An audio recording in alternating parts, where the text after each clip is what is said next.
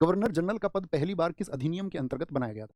आप सबको पता होना चाहिए दोस्त, पहले क्या था बंगाल में, तो पहले हुआ करता था गवर्नर, ठीक है। और गवर्नर के पद को क्या बना दिया गया था? जो गवर्नर का पद था उसको बना दिया गया था बंगाल का गवर्नर, ठीक है। बंगाल का गवर्नर जो था आपका, उसको फिर बना दिया गया बंगाल का गवर्नर जनरल, बंगाल का गवर्नर जनरल बना दिया गया। और बंगाल के गवर्नर जनरल को बना दिया गया भारत का गवर्नर जनरल।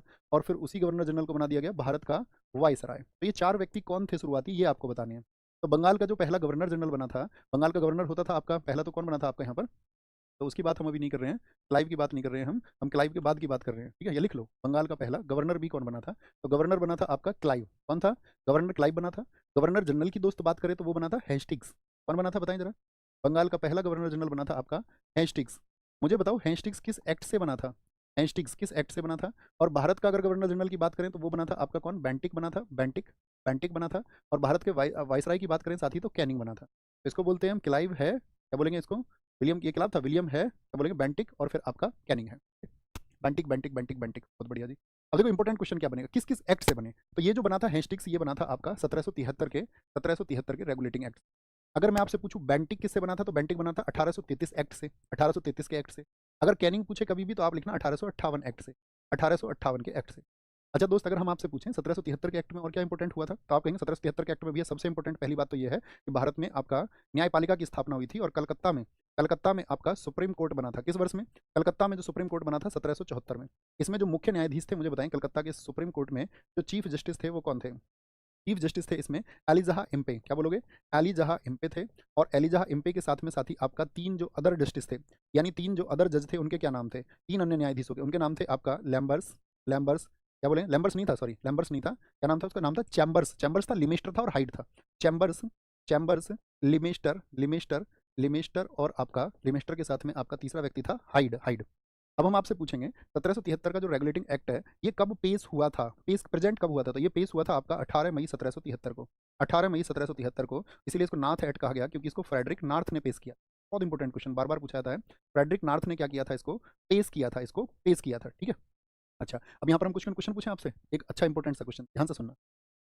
जैसे हम आपसे पहले पूछेंगे, मुझे बताओ जो पिट्स इंडिया एक्ट आया वो किस वर्ष में आया? तब बनेगी बात। कुछ इंपॉर्टेंट क्वेश्चन पूछते हैं और इनको कनेक्ट करते हैं सारी चीज। जैसे हम आपसे पूछेंगे सबसे पहले, पिट्स इंडिया एक्ट कब आया?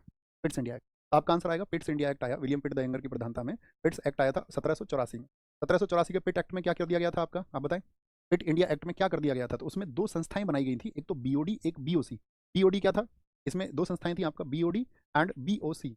बीओसी क्या था आपका, बीओडी क्या था? तो बोर्ड ऑफ डायरेक्टर्स, इसमें होते थे 24 सदस्य। बोर्ड ऑफ डायरेक्टर में कितने सदस्य होते थे? 24।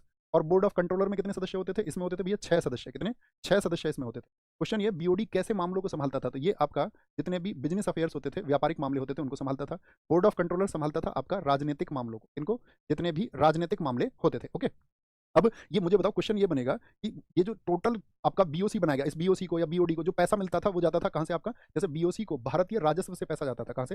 भारतीय राजस्व से। तो क्वेश्चन पूछा जाएगा, बोर्ड ऑफ कंट्रोलर्स के सदस्यों को भारतीय राजस्व से धन देने की व्यवस्था किस एक्ट से की गई थी? तो वो एक्ट कौन सा था? तो क्या बोलेंगे भैया? वो था 1793 का एक्ट। कितना? 1793। तो 1773 के 20 वर्षों के बाद कौन सा एक्ट था? 1793 का एक्ट था, ओके। अब मुझे बताओ, एक इंपॉर्टेंट क्वेश्चन और है कि आपका 1813 के एक्ट से क्या क्या क्वेश्चन पूछे जाते हैं? 1813 के एक्ट से पूछा जाएगा पहली बात तो, जो ईस्ट इंडिया कंपनी का मोनोपॉली खत्म हुआ था। मोनोपॉली का मतलब होता है एकाधिकार कब खत्म हुआ था? बताओ भैया, ईस्ट इंडिया कंपनी का एकाधिकार कब खत्म हुआ था?